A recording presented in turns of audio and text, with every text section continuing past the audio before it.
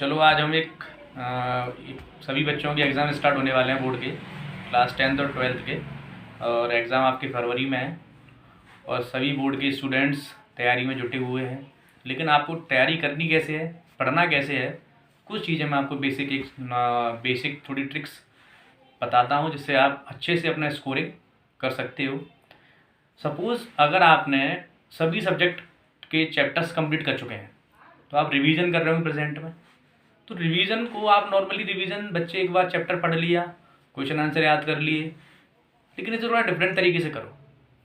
आपने सुना होगा कि अगर आप सीबीएसई की बात करें, यूपी बोर्ड की बात करें, किसी भी बोर्ड में ज़्यादातर बोर्ड्स में एनसीईआरटी पैटर्न लागू हो चुका है। एनसीईआरटी बुक से आप पढ़ रहे हो, लेकिन some students use the reference book. आप हर किसी सब्जेक्ट की रेफरेंस बुक पढ़ते हो। रेफरेंस बुक से आपको बहुत सारे ट्रिकी क्वेश्चंस मिलते हैं जो पेपर में आए हुए होते हैं। फिर उसके बाद आप सभी सैम्पल पेपर लेते हो। सैम्पल पेपर आप हर किसी कंपनी का अलग अलग सैम्पल पेपर है और हर कोई कंपनी बताती है कि ये सैम्पल पेपर, ये पब्लिकेशन शो करता है कि सैम्पल पेपर में क्वेश्चंस पिछले 2 साल पहले आया था कि पिछले 3-4 साल पहले आया था। तो क्यों ना हम थोड़ा कंसेप्ट चेंज कर दें। आप सब करना क्या है, आपको बेसिकली सभी बच्चे स्टडी करें चैप्टर वाइज के फॉर्म में।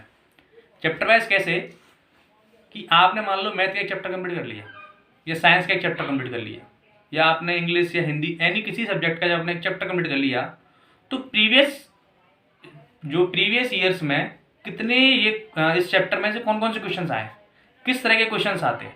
आपको एनसीईआरटी तो पढ़नी है, साथ में रेफरेंस बुक भी लेनी है। लेकिन अगर आपको हाई स्कोरिंग करना है, क्योंकि आप पेपर का लेवल देखें, हर साल पेपर का लेवल बढ़ता हुआ जा रहा है।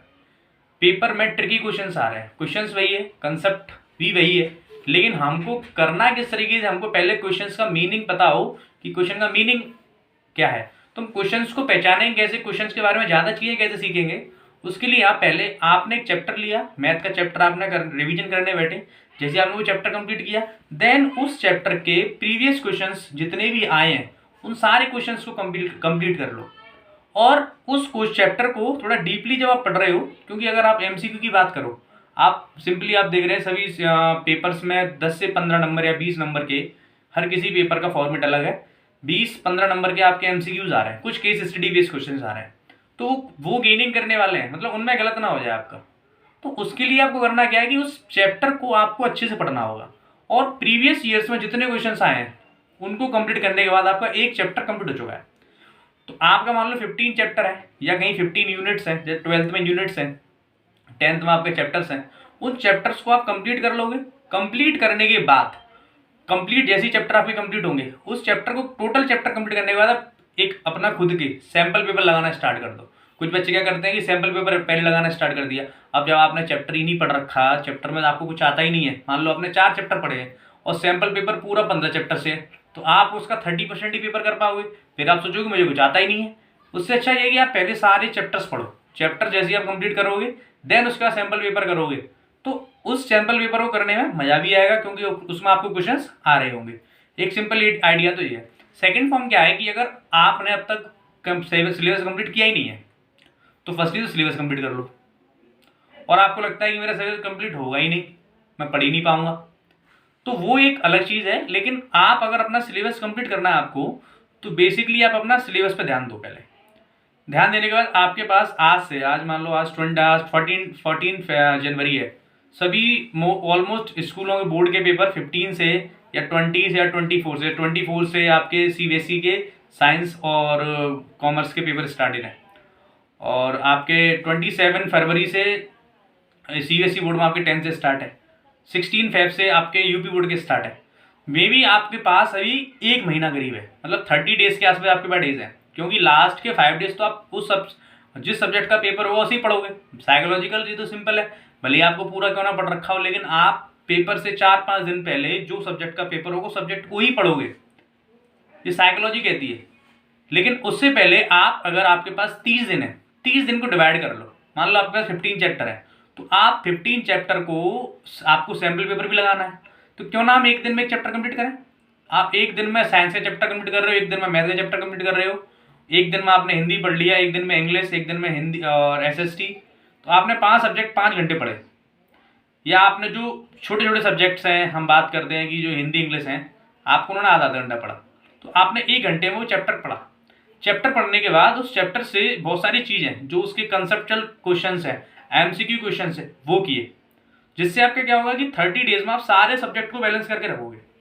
अगर आपने सारे सब्जेक्ट बैलेंस नहीं किए तो अगर आप हाई स्कोरिंग भी सोच रहे हो और माना आपने कि मैथ साइंस सबसे अच्छा है, लेकिन आप इंग्लिश हिंदी एसएसटी भूल गए, तो हाई स्कोरिंग डाउन हो जाएगा।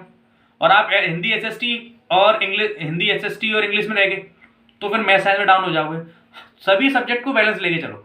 अगर मान लो हिंदी, इंग्लिश और एसएसटी हमारे हाई स्कोरिंग सब्जेक्ट है, आप इन पर 90 क्रॉस करते हो और इनके हिसाब के मैथ साइंस में 80 से डाउन रह गए, तो आपका ओवरऑल तो 85 के आसपास बन जाएगा ना। तो आपके ओवरऑल मार्क्स को, कोई भी मार्कशीट जब होती है, आप जब किसी भी आप नॉर्मली कहीं अप्लाई करते हो फॉर्म, तो आपके ओवरऑल मार्क्स देखे जाते हैं। तो उन सब्जेक्ट को सभी को बैलेंस लेके चलो, स्कोरिंग भी करना है, नॉलेज भी लेनी है, क्योंकि आगे जब एंट्रेंस एग्जाम दोगे तो उसमें जरूरी नहीं आपके परसेंटेज कंसिडर हो। कुछ यूनिवर्सिटीज़ हैं जो आपकी परसेंटेज कंसिडर नहीं करती हैं, कुछ अपना खुद का एंट्रेंस एग्जाम कराती हैं। तो एंट्रेंस एग्जाम में सिलेबस कौन सा आता है? वही 12th का सिलेबस आता है, 10th के कंसेप्ट आते हैं। तो उस नॉलेज भी होना जरूरी है, परसेंटेज भी लाने हैं। तो आपके 30 डेज हैं, इन 30 डेज में hard working study, but use of the smart mind, मतलब स्मार्ट माइंड से करनी है। ये नहीं कि बस एक ही सब्जेक्ट में लगे हो, ये सिस्टम नहीं है। सभी सब्जेक्ट को लेवलिंग लेके चल रही है, जिससे नंबर अच्छे आए, स्कोरिंग अच्छा हो। और एक और चीज़, अभी इस साल मैं देख रहा हूँ कि 10th और 12th दोनों क्लासेस फर्स्ट टाइम ही बोर्ड पे बैठ रही हैं, फर्स्ट टाइम ये एग्जाम देगी। कोविड में 10th जो क्लास प्रमोट हुई थी वो इस साल 12th में, तो उनके लिए पहला ही एक्सपीरियंस होगा 12th वालों के लिए, क्योंकि कोविड के बाद पहली बार वो एग्जाम दे रहे हैं। तो कोविड के बाद जब पहली बार एग्जाम दे रहे हैं वो, तो उनके लिए भी, उनको बोर्ड में पेपर कैसे करना होता है आप नॉर्मली जानते होंगे कि पेपर आप स्कूल में कर रहे हो, उसी फॉर्मेट पर आप बिना हेजिटेट हुए आप पेपर को करिए। ये हम पेपर को करने वाला कंसेप्ट हम नेक्स्ट वीडियो में डालेंगे, अगले संडे को वीडियो आएगी। लेकिन इससे पहले आप एक और चीज़ समझ लो कि आपको उस चैप्टर को पहले पूरा पढ़ना है, जिससे कि आपकी जितनी भी क्वेश्चंस निकल रहे हैं, डाउट्स निकल रहे हैं, उन डाउट्स को क्लियर करो। देन आप उस चैप्टर जब कंप्लीट कर लोगे, मान लो आपके 15 चैप्टर हैं, आपने, मैं बोलता हूँ ना, 14 चैप्टर ही कंप्लीट कर लिए, तो एक चैप्टर आपने छोड़ दिया, लेकिन 14 ऐसे कर लो कि उनमें से कोई सा भी क्वेश्चन आ जाए वो डन हो जाए। क्योंकि एक क्वेश्चन, एक जो आपका चैप्टर आएगा उन बच्चों के लिए जो बच्चे पहले पढ़ाई नहीं की उन्होंने, वो बच्चे पास होना चाहते हैं, तो कुछ चैप्टर इतने अच्छे कर लें कि उनमें सारे क्वेश्चन हो जाएं। और जो बच्चे शुरुआत से पढ़ रहे हैं उनके लिए हाई स्कोरिंग का है, कॉन्फिडेंट ना रहें। आप अभी भी कॉन्फिडेंट नहीं रहना है, मतलब आपको रिवाइज करते रहना है।